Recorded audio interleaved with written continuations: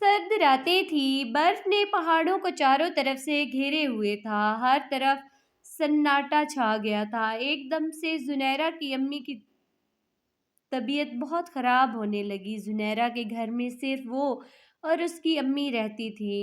زنیرہ اپنی امی کی دوائی لینے کے لیے گھر سے نکل پڑی۔ کالی سیاہ رات، دور دور تک کچھ دکھائی نہیں دے رہا تھا۔ ایک دم سے کچھ آوارہ لڑکوں نے اسے گھیر لیا۔ زنیرہ بہت ڈر گئی اور وہاں سے بھاگی۔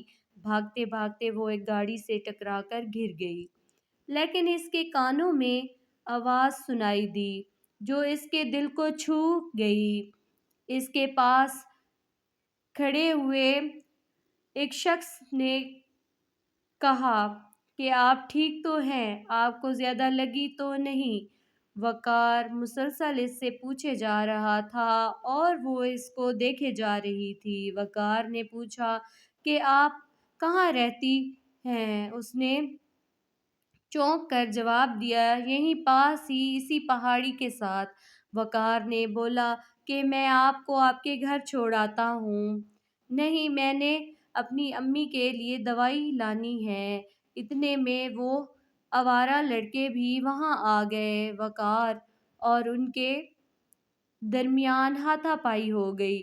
وقار کافی زخمی ہو گیا۔ اتنے میں وہ لڑکے یہاں سے بھاگ گئے۔ زنیرہ وقار کو اپنے گھر لے آئی اور اس زخموں پر پٹی باندھی۔ وقار نے پہلی مرتبہ کسی کو اپنے لیے پریشان دیکھ کر خوشی ہوئی۔ وقار بہت زخمی تھا، اسی لیے اپنے گھر نہیں جا سکتا تھا۔ کچھ دن وہ زنیرہ کے گھر رہا۔